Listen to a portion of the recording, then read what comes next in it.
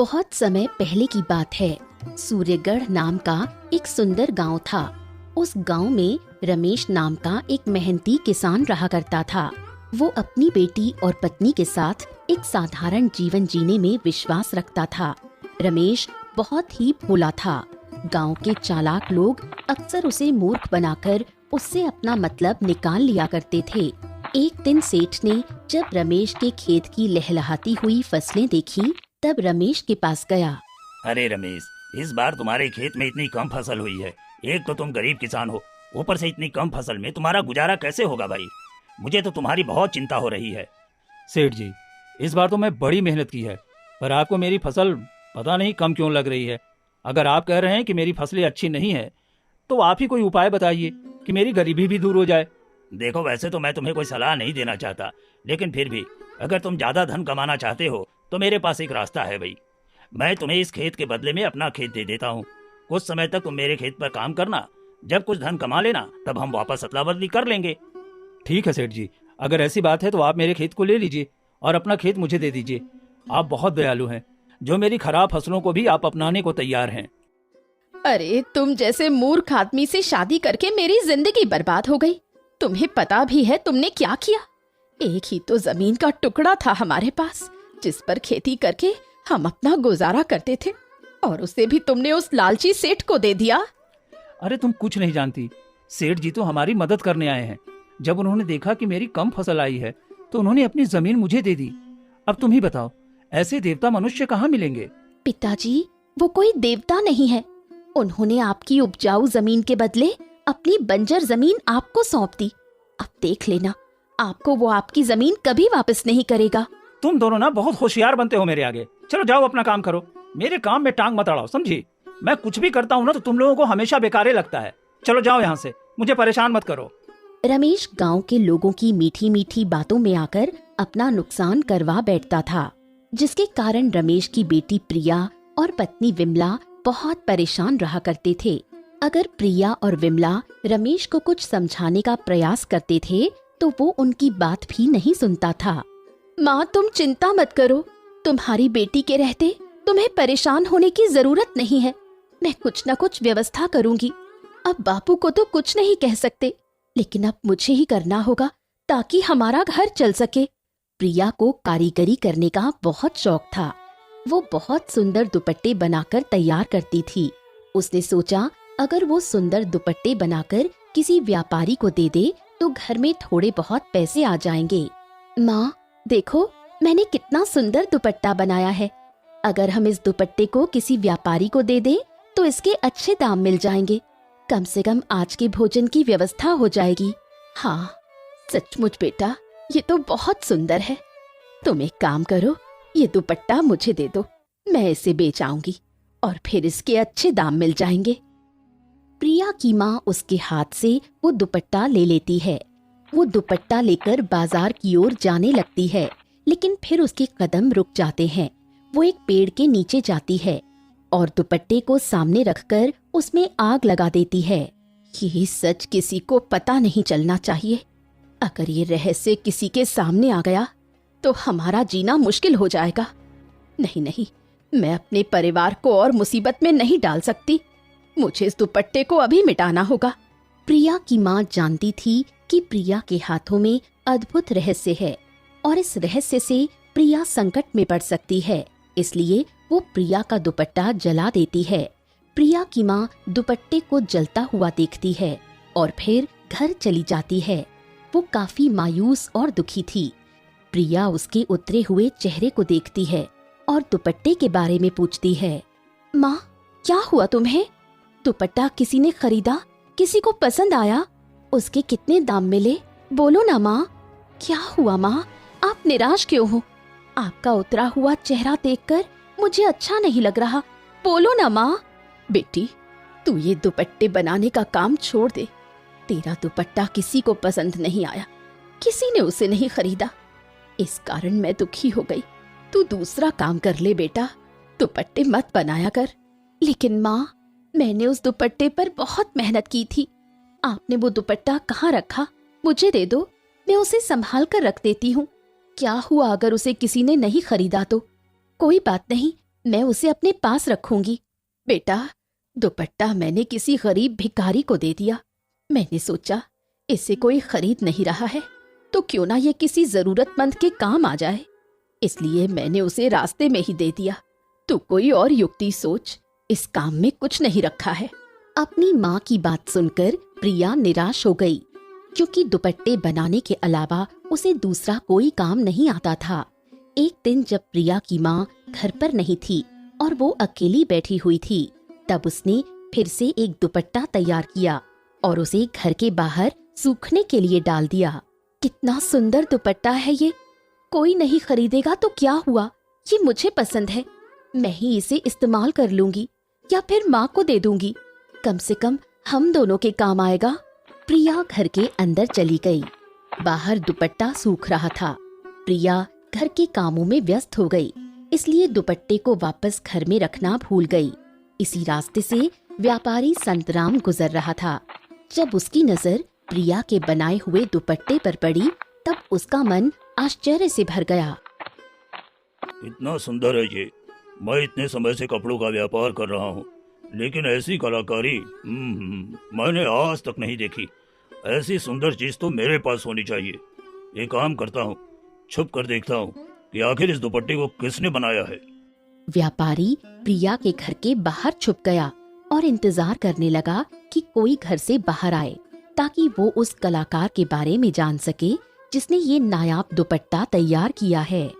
थोड़ी देर बाद जब प्रिया को ध्यान आया कि उसने घर के बाहर दुपट्टा सूखने के लिए डाला है, तो वो घर से बाहर दुपट्टा लेने के लिए आई। अच्छा, तो ये है वो कलाकार जिसके हाथों में जादू है, जिसने इतना सुंदर दुपट्टा तैयार किया है कि ये दोबारा नहीं तैयार किया जा सकता। मैं एक काम करता हूँ, इसको मुंह मांगी कीमत देकर इसे खरीद लेता हूँ। व्यापारी प्रिया के पास पहुँचा और उससे उसकी कला के बारे में पूछने लगा। अद्भुत।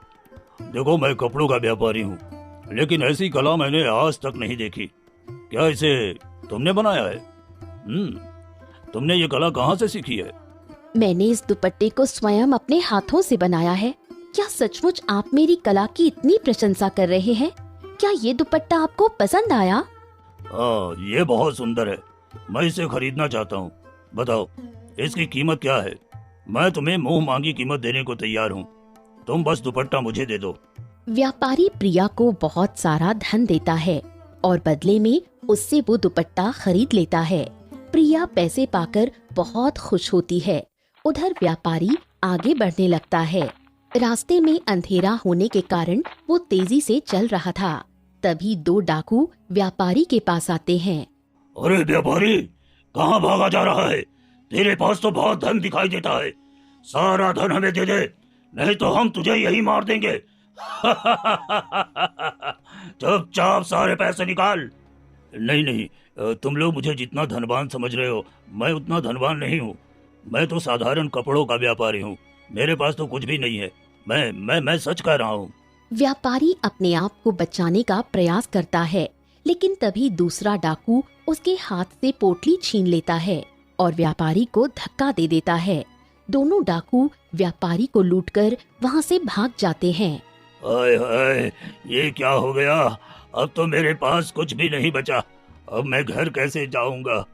मेरे इतने दिनों की मेहनत वो डाकू लूट कर ले गए। कुछ समझ में नहीं आ रहा, क्या करूं? यहाँ से न पीछे जा सकता हूँ, न आगे बढ़ सकता हूँ। तभी व्यापारी की नजर प्रिया के बनाए हुए दुपट्टे पर पड़ी। डाकुओं ने दुपट्टे को बेकार समझकर वहीं पर फेंक दिया। व्यापारी ने वो दुपट्टा उठा लिया। उसने सोचा अगर कोई रास्ता नहीं निकला तो वो दुपट्टे को बेच देगा।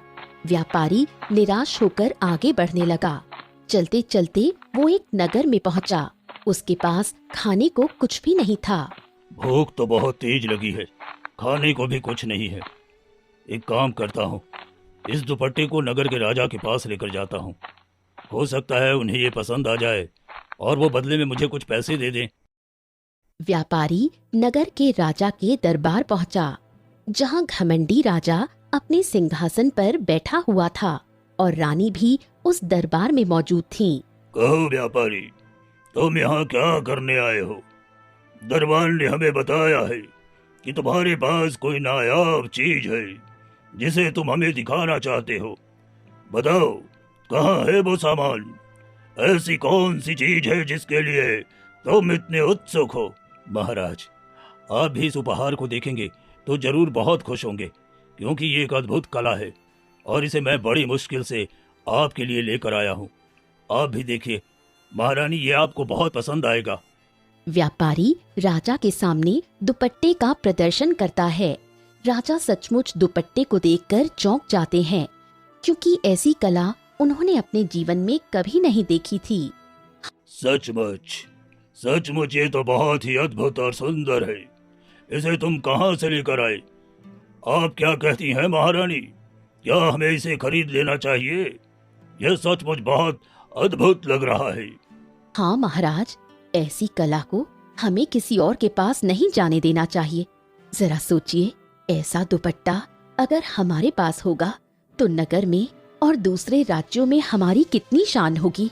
इसकी कीमत बताओ व्यापारी, हम इसे खरीदने को तैयार हैं, किंतु ध्यान रहे ऐसे दुपट्टे तुम दूसरे किसी राजा को नहीं दोगे। हमें इस बात का वचन दो, क्योंकि अगर ऐसा दुपट्टा हमने किसी दूसरे राजा के पास देख लिया तो तुम्हारा सिर कलम कर दिया जाएगा। व्यापारी डर गया, लेकिन उसके पास कोई और रास्ता नहीं था।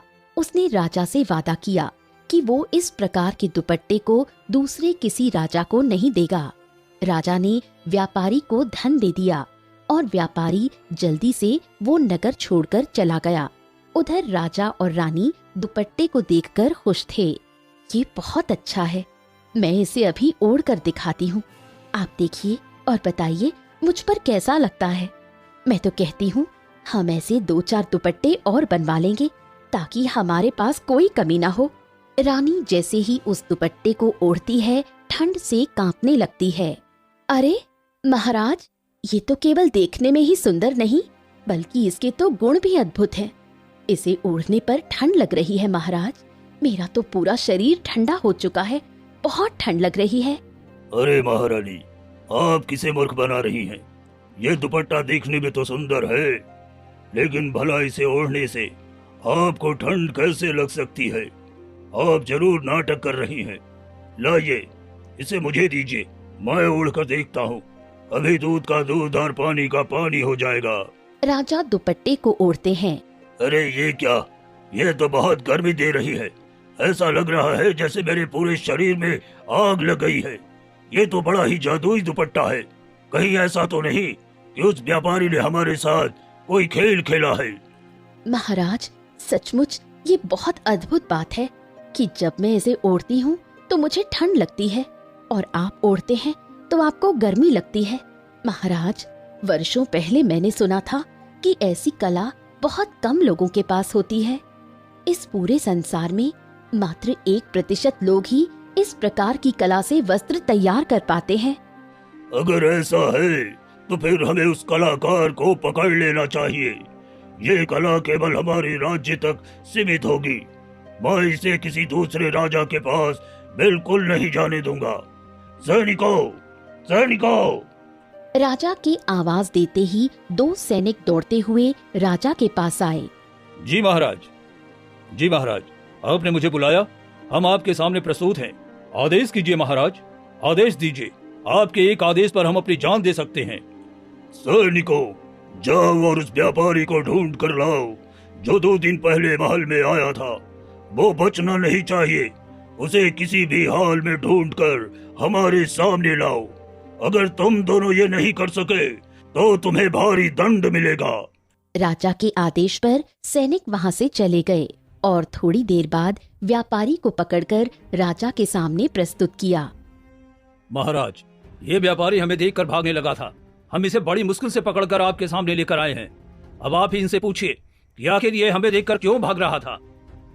तुम्हें क्या लगा तुम इतनी आसानी से बचकर निकल जाओगे और हम तुम्हें जाने देंगे? आज तक मुझसे कोई नहीं बच सका, इसलिए तुम भी नहीं बच सकते। अब जल्दी से मुझे सच्चाई बताओ, आखिर इस दुपट्टे का रहस्य क्या है? महाराज, मैं नहीं जानता। मैं किसी दुपट्टे का रहस्य नहीं जानता। मैं तो रास्ते से गुजर रहा था, एक लड़की ने इसे अपने घर के बाहर टांग रखा था। मुझे अच्छा लगा तो मैंने खरीद लिया। फिर रास्ते में जब डाकू ने मेरा धन छीन लिया तो ये दुपट्टा मैंने आपको दे दिया ताकि मुझे कुछ पैसे मिल जाएं और मैं अपने घर पहुंच सकूं। बस इतना ही रहस्य है महाराज। मुझे छोड़ दीजिए, मेरा कोई दोष नहीं है। मुझे अपने घर जाने दीजिए। ठीक है, हम तुम्हें जाने देंगे, लेकिन इसके लिए तुम्हें मेरी बात माननी होगी। तुम्हें हर हाल में उस लड़की को यहाँ लेकर आना होगा। जिस लड़की में इतनी अद्भुत कलाकारी है, वो स्वयं कितनी सुंदर होगी। मैं तो उसे देखने के लिए उत्सुक हूँ। व्यापारी के पास राजा की बात मानकर अपनी जान बचाने के अलावा और कोई रास्ता नहीं था।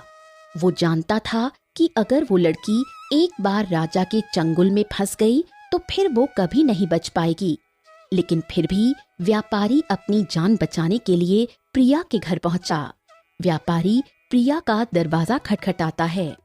अरे, आप तो वही हैं जिसने उस दिन मुझसे दुपट्टा खरीदा था। क्या हुआ, आप वापस क्यों आ गए? क्या आपको वो पसंद नहीं आया? कहीं आप उसे लौटाने तो नहीं आए हैं? अगर ऐसा है तो क्षमा कर दीजिए, क्योंकि मैं उसे वापस नहीं ले सकती। आपने जो धन दिया था वो धन खर्च हो चुका है। मैं तो तुम्हें बहुत बड़ी मुसीबत से बचाने आया हूँ। अभी भी समय है, यहाँ से भाग जाओ। राजा की नजर तुम पर और तुम्हारी कला दोनों पर है। एक बार अगर वो तुम्हें पकड़ लेंगे तो तुम्हारा बचना मुश्किल हो जाएगा।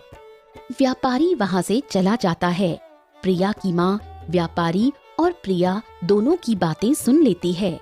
इसलिए मैं तुझसे कहती थी, तू इस प्रकार के काम मत किया कर, दुपट्टे मत बनाया कर। मैं जानती थी कि तेरी ये कला एक दिन हमें किसी मुसीबत में डाल देगी। मैंने तुझे कितना समझाया था, पर तूने मेरी बात नहीं सुनी। तभी दो सैनिक प्रिया के घर में घुस गए। राजा का आदेश है, तुम हमारे साथ चलो। अगर तुम हमारे साथ नहीं गई तो तुम्हें और तुम्हारे परिवार को बंदी बना लिया जाएगा। नहीं नहीं, ऐसा मत करो, हमें माफ कर दो। हम गरीब लोग हैं, मेरी बेटी को कहीं मत लेकर जाओ। मेरी बेटी बहुत मासूम है। हमसे कोई भूल हो गई है तो इसका दंड मुझे दे दो, लेकिन मेरी बेटी को छोड़ दो। प्रिया सैनिकों के साथ जाने के लिए तैयार नहीं होती, लेकिन सैनिक जबरदस्ती प्रिया को राजा के सामने ले जाकर प्रस्तुत करते हैं। प्रिया की सुंदरता को देखकर राजा उस पर मोहित हो जाता है। कल्पनाओं से भी अद्भुत सुंदर लड़की, समझ में नहीं आता कि तुम्हारी कला की प्रशंसा करूं या तुम्हारे खूबसूरत चेहरे की। तुम बेहद खूबसूरत हो। तुम्हारी जैसी सुंदर स्त्री मेरी पत्नी होनी चाहिए। हट जा दुष्ट राजा, तू मेरा पति बनने के योग्य नहीं है। मैं तुझसे कभी विवाह नहीं करूंगी, इसलिए मुझे अपनी पत्नी बनाने के सपने कभी मत देखना। प्रिया की बात सुनकर राजा को बहुत गुस्सा आया। राजा समझ जाता है कि प्रिया उसकी बात मानने वाली नहीं है। राजा सोचता है कि अगर इसे जाने दिया तो ये कभी लौटकर नहीं आएगी, इसलिए राजा प्रिया को जेल में बंद करवा देता है। सैनिकों, इस घमंडी लड़की को ले जाकर जेल में बंद कर दो और तब तक इसे परेशान करो जब तक ये मुझसे शादी करने को तैयार ना हो जाए। हाँ हाँ हाँ, अब मेरा विवाह होगा और तुम मेरी पत्नी बनोगी। प्रिया को जेल में बंद कर दिया जाता है। उधर उसकी माँ और उसके पिता दोनों ही बहुत ज्यादा परेशान थे। अब क्या होगा? प्रिया को सैनिक लेकर गए हैं और वो अब तक घर नहीं आई है। कहीं राजा ने उसे फांसी तो नहीं लगा दी होगी। चलो हम चलकर देखते हैं। मैं राजा के पैर पकड़ लूंगी, बस मुझे मेरी बेटी चाहिए। अरे तुम तो वहीं पर थी ना, तुमने प्रिया को ऐसे कैसे जाने दिया? तुमने उन्हें रोका क्यों नहीं? अब हम कहाँ ढूंढेंगे अपनी बेटी को? ये राजा लोग बहुत दुष्ट होते हैं। मैं तो राजा के महल कभी गया भी नहीं। अब हमारी बेटी न जाने कहाँ होगी। उधर प्रिया भी जेल में अपनी माँ और अपने पिता को याद करके रो रही थी। तभी राजा प्रिया के पास आया। वो देखता है कि प्रिया काफी दुखी है और अपने माता पिता को याद कर रही है। राजा सोचता है कि प्रिया अगर अपने माता पिता को याद करती रहेगी तो उससे विवाह करने को कभी तैयार नहीं होगी। मैं जानता हूँ कि तुम इस समय अपने घर परिवार के विषय में सोचकर चिंतित हो, लेकिन तुम सोचो, अगर तुम राजा की पत्नी बन गई तो तुम्हें कितना ज्यादा फायदा होगा।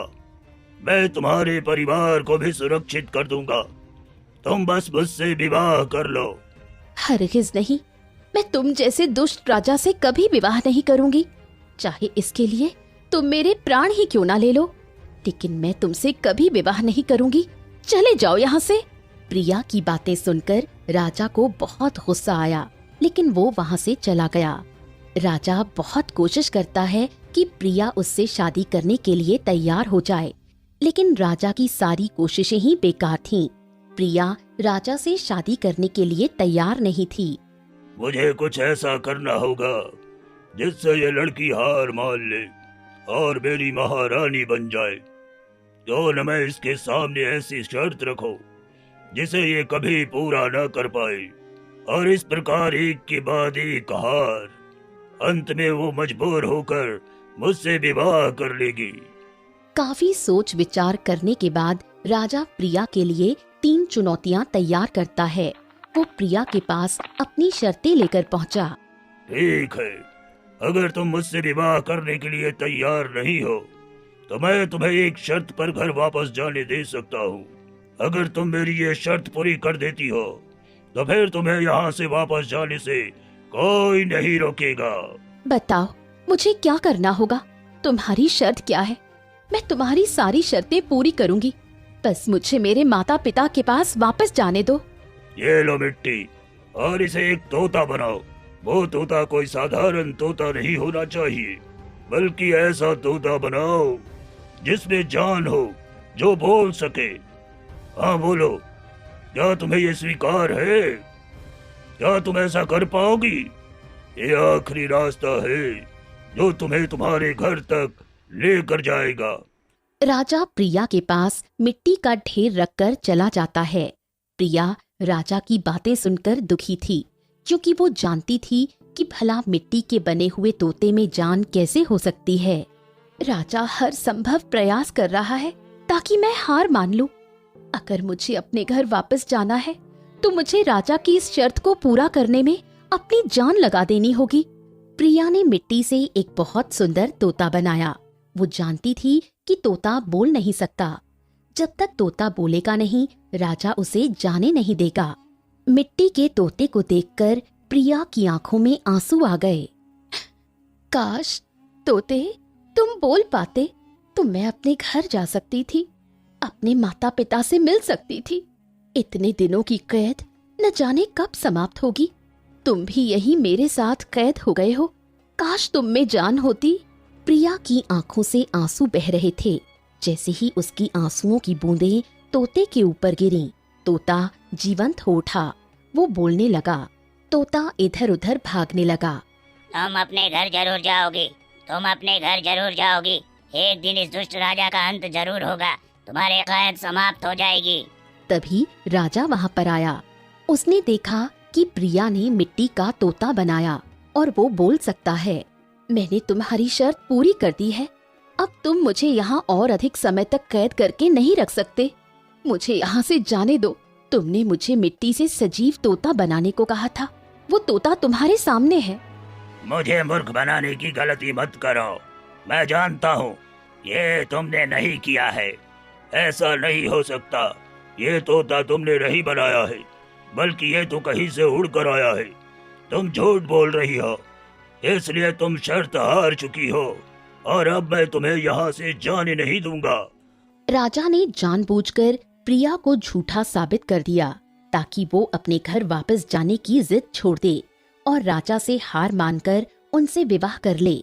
राजा ने तोते को उठाकर गुस्से में दूर फेंक दिया और वहां से चला गया। बेचारी प्रिया, अब उसके पास जेल में बंद रहने के अलावा और कोई रास्ता नहीं था। उधर राजा रानी के पास पहुंचा। महाराज, आखिर आप उस लड़की से क्या चाहते हैं? क्या सचमुच आप उसके साथ विवाह करके उसे मेरी जगह देने वाले हैं? अगर ऐसा है तो एक बात सुन लीजिए महाराज, मैं उस लड़की को नगर की महारानी कभी नहीं बनने दूंगी। मूर्ख रानी, तुम उस लड़की प्रिया और उसके गुणों के आगे कुछ नहीं हो। यदि तुम इस महल में रहना चाहती हो तो अपना मुंह बंद रखो, नहीं तो तुम्हें भी यहाँ से बाहर कर दिया जाएगा। मुझे सोचने दो, आखिर मैं उस लड़की को विवाह करने के लिए कैसे बनाऊं। जाओ यहाँ से। रानी दुखी होकर अपने कक्ष में वापस चली गई और जानती थी कि एक बार राजा अगर कुछ सोच ले तो वो उसे पूरा करके ही दम लेता है। रानी के पास अब चुप बैठने के अलावा और कोई रास्ता नहीं था। उधर प्रिया बहुत ज्यादा बीमार और दुखी रहने लगी थी। मैंने सुना है कि तुमने कई दिनों से भोजन नहीं किया है। क्या तुम इसी जेल में अपने प्राण त्याग देना चाहती हो? यदि ऐसा है तो मैं तुम्हें ये भी नहीं करने दूंगा। ठीक है, मैं तुम्हें एक और चुनौती देता हूँ। मेरे लिए एक जीवंत मोर तैयार करो। नहीं राजा, अब मैं तुम्हारे लिए कुछ नहीं करूंगी, क्योंकि तुम धोखेबाज हो। जब मैं तुम्हारी शर्त पूरी कर देती हूँ तो तुम अपने वादे से मुकर जाते हो। इसलिए अब मैं तुम्हारी कोई बात नहीं मानूंगी। अगर इस जेल में मेरे प्राण निकलने हैं तो निकल जाएं। राजा के हठ करने पर प्रिया मोर बनाने के लिए तैयार हो गई। कई दिनों की मेहनत के बाद प्रिया ने मिट्टी का मोर बनाया। वो मोर देखने में बहुत सुंदर लग रहा था। उस मोर को देखकर प्रिया को अपने घर के बाहर पेड़ पर बैठने वाले मोर की याद आ गई। तुम तो सचमुच वही लगते हो, मेरे घर के बाहर पेड़ पर आकर बैठा करते थे। मुझे अपना घर याद आता है। ऐसा लगता है कि मैं अब कभी घर नहीं जा पाऊंगी, मेरे प्राण यहीं निकल जाएंगे। ये सोचकर प्रिया की आंखों से आंसू बहने लगे। आंसुओं की बूंदें जब मिट्टी के मोर पर पड़ी तो वो जीवंत हो उठा। वो पंख फैलाने लगा और इधर उधर घूमने लगा। प्रिया उसे देखकर मुस्कुरा रही थी। मोर को खुश देखकर प्रिया को लगा कि अब उसके जेल के दिन समाप्त हो चुके हैं। मैंने उस दुष्ट राजा की दूसरी शर्त पूरी कर दी है। अब उसे मुझे छोड़ना ही होगा। यदि उसने मुझे मेरे घर नहीं जाने दिया तब क्या होगा? नहीं नहीं, इस बार मैं अपने घर जाकर रहूंगी। तभी राजा वहाँ पर आया और उसने देखा प्रिया जिस जेल में बंद है वहाँ पर एक सुंदर मोर है। राजा आश्चर्य से भर गया। उसने ये जान लिया कि प्रिया के पास जो कला है उसका कोई तोड़ नहीं है।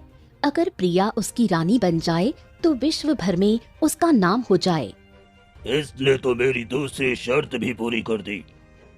अगर ये यहाँ से चली गई तो इसकी सुंदरता और इसकी कला दोनों मेरे हाथ से निकल जाएगी। नहीं नहीं, मुझे इसे यहाँ से नहीं जाने देना है।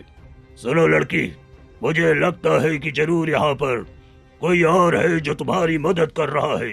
जरूर किसी ने तुम्हें मोर ला कर दिया है और तुम मुझसे झूठ बोल रही हो कि तुमने इसे खुद बनाया है। मुझे धोखा देना बंद करो। मैं धोखा नहीं दे रही हूँ राजा, मैंने सचमुच इसे अपने हाथों से बनाया है। मेरा विश्वास करो, मैंने तुम्हारी शर्तें पूरी की हैं। मुझे अपने घर वापस जाने दो। मेरे माता पिता मेरी राह देख रहे होंगे। तुमने मुझे धोखा दिया है, इसलिए तुम यहाँ से नहीं जा सकती। अब तुम इस कला का प्रदर्शन मेरी आंखों के सामने करोगी। मैं स्वयं देखूंगा कि तुम सचमुच कलाकार हो या नहीं। तुम्हें मेरे सामने जीवंत वस्तु बनानी होगी। ठीक है, यदि ऐसा है तो तुम्हें तुम्हारी आंखों के सामने जीवंत वस्तु बनाकर दिखाऊंगी। लेकिन उसके बाद फिर मुझे यहाँ से जाने से कोई नहीं रोक सकता। यदि मैं तुम्हारी तीसरी शर्त को पूरा करने में सफल हुई तो तुम्हें मुझे यहाँ से जाने देना होगा। राजा प्रिया की बात मान लेता है। प्रिया भी अपनी कला का प्रदर्शन करने के लिए राजा के सामने तैयार होती है। बगीचे में राजा का सिंहासन लगाया जाता है। प्रिया उसके सामने होती है। प्रिया के पास मिट्टी का ढेर पड़ा होता है। हर बार तुमने मुझे आदेश दिया और मैंने तुम्हारे आदेश के अनुसार जीवंत पक्षी बनाए, लेकिन आज इस मिट्टी से मैं कुछ ऐसा तैयार करूंगी जो मुझे पसंद है। आज का कार्य मेरे अनुसार होगा। राजा प्रिया की बात से सहमत था। वो जानता था कि प्रिया कुछ भी कर ले, अपने घर वापस नहीं जा पाएगी। इसलिए राजा ने प्रिया की बात पर सहमति जताई और उसे आदेश दिया कि वो अपनी पसंद से मिट्टी की जीवंत वस्तु तैयार करे। अब समय आ गया है जब जीत मेरी होगी। इस राजा ने मुझे बहुत परेशान किया है। राजा समझता है कि वो मेरी कला को मेरा अभिशाप बना देगा, लेकिन अब मेरी कला मेरा वरदान बनेगी। प्रिया मिट्टी से तलवार बनाती है। वो तलवार बहुत सुंदर होती है। राजा तलवार को देखकर हंसने लगता है। वो सोचता है कि इतनी कलाकार लड़की ने मिट्टी की तलवार बनाई है।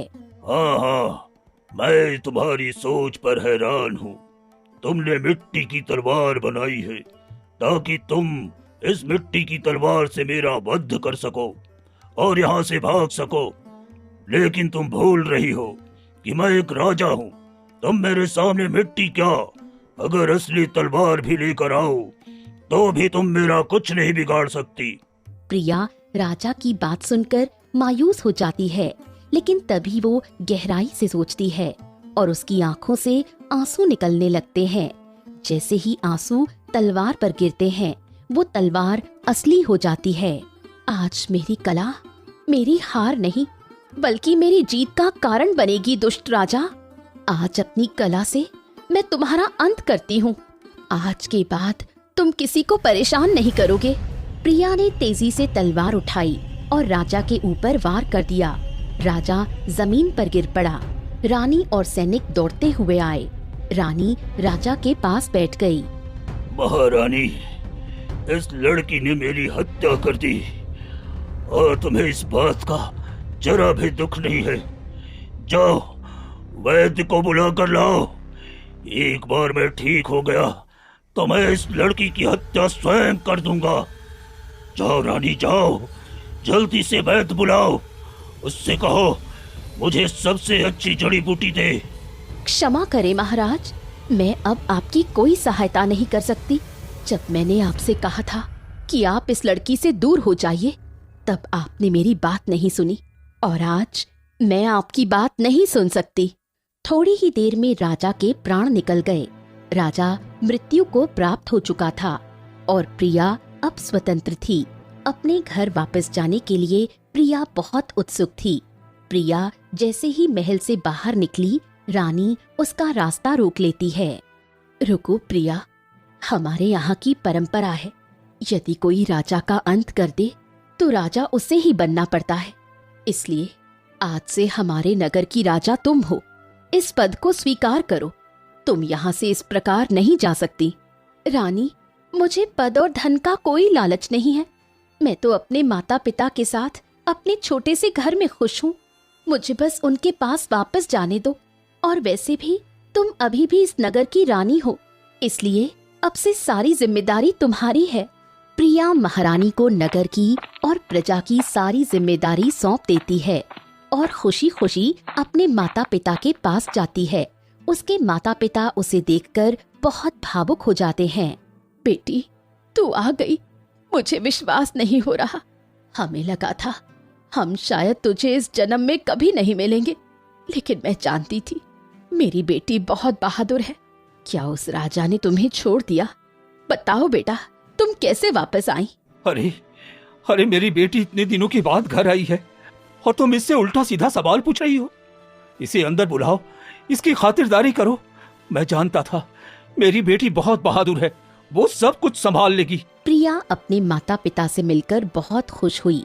प्रिया अपनी मेहनत से बहुत सारे दुपट्टे बनाती है और उन्हें व्यापारियों को बेचती है। थोड़े ही दिनों में प्रिया और उसका परिवार बहुत धनवान हो गया। प्रिया की कला दूर दूर तक मशहूर हो गई।